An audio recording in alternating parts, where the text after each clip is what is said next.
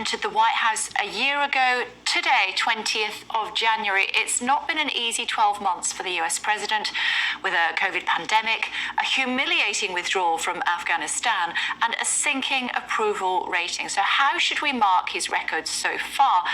And does Donald Trump have any chance of winning back the job? Joining us now to discuss it in more detail, Dr. Shola and Scotty are with us. Hello, ladies. It's always great to have you both together. Scotty, let's go to you first of all. It's been a challenging 12 months for Mr. Biden. What were the pluses from his presidency? Well, if you listen to President Biden's speech today, there was lots. There was a lot of great things that President Biden had accomplished this year, which was very odd considering we're having the highest inflation in the United States in 39 years. We have oil prices, gas prices at a 7-year high. Our grocery shelves are completely almost empty from California to Washington, D.C. And speaking of D.C., we had the least amount of freedom, the most amount of restrictions on 13-year-olds, 14-year-olds, and 15-year-olds who can't even go in and buy a hamburger and get out of the rain in most major cities. On top of that, the coronavirus numbers over the past year are the highest that they've ever been. So a lot of the same reasons which got Donald Trump fired a year ago are not only still in existence today, but have seen a rapid increase in the problems. And Americans right now are very fed up with it, and that was very obvious. And yet today, for 2 hours, we saw this victory lap taken by the President Biden that most people, even by the end of it, were shaking their head going, it's time for him to give it up. Dr. Shola? Well, Scotty, Happy New Year to you, but I'm sure you're not surprised that I'm really not going to agree with some of the comments you just made. I think the reality was this, that Biden in his speech came across as engaging, empathetic, he was strong, and he was articulate, right? As you would expect from any leader. What was definitely different, and this is to Scotty's point, is Donald Trump was got rid of because he was a bad leader, because he was a liar and he had all kinds of bad qualities. When you look at Biden's first year, let us look at the fact that yes, he had a successful vaccine rollout, that the economy under him, he had like a greater number of job creation than Donald Trump did. He had 6.3 million, Donald Trump lost over 9 million. Let's look at the fact of his COVID relief bill and the work that did, and the major bipartisan infrastructure package. The list goes on. But I am not blind to the challenges that he faced when he took on the office. I am not blind to the fact that he has a whole lot more work to do, but he set the building blocks to have a successful second year. And yes, Donald Trump is trying to make his way back. And let's understand this, the Republicans are doing everything to make that possible.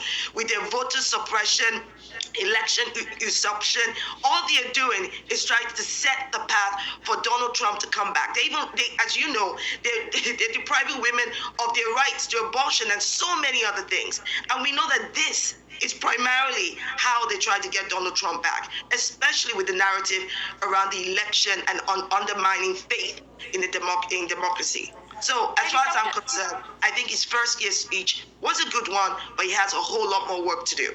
He did seem to slip up. I don't know. It'd be interesting to think what you two ladies have to say about this. Starting with you, Scotty. He talked about a minor incursion by Russia into the Ukraine and what reaction there might be if it was a minor incursion. Given the way the world is looking at that at the moment, isn't that an oxymoron? Well, considering at this point, you're seeing that right now, Donald Trump was criticized for being best friends with Putin. And yet in this case, you had Joe Biden admit, hey, Putin can go in and take a part of Ukraine. Whether that's his plans or not, it doesn't matter. What Joe Biden said in that line was, hey, he can do it and we're not going to do anything about it. We're not going to, if one country invades another, it's okay. It's a part of it.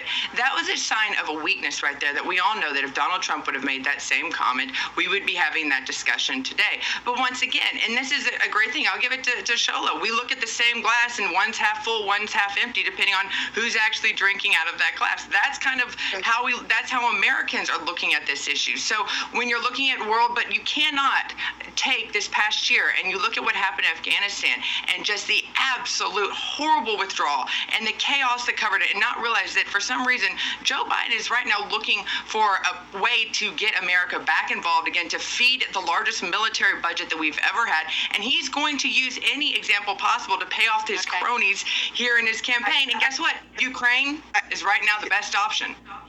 Okay, so I think we need to flip your script right there. First of all, I am more than capable, which I have not seen you do, Scotty. I'm more than capable of calling Biden out, and I think his response. You haven't yet.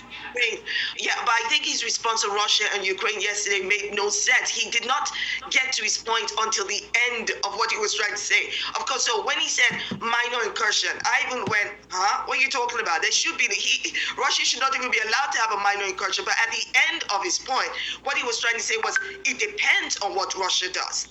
And of course, we know that the White House then came back with clarification. I think without a doubt, Biden has to understand he needs to be more careful with how he articulates this point. And let me just also address this, okay?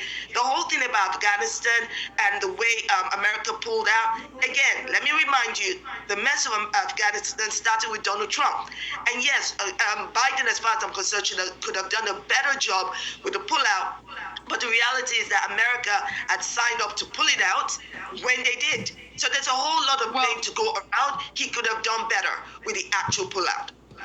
But here's the thing, it actually started 20 years ago, and that's what I think the problem is with this administration. 20 years ago, America should not have gotten her nose in an area that had nothing to do with her. We have this thing called the Monroe Doctrine here in North America that for some reason, many of our politicians, and at this point, Joe Biden, seems to ignore. And so looking for a way to get involved, whether it's with Russia, anything in Europe, to get involved in something that has nothing to do with U.S. interest when there's so many issues here at home to keep him busy, it shows that it's quite a distraction that he's trying to do to maybe his abysmal record of what's going on in the United States right now.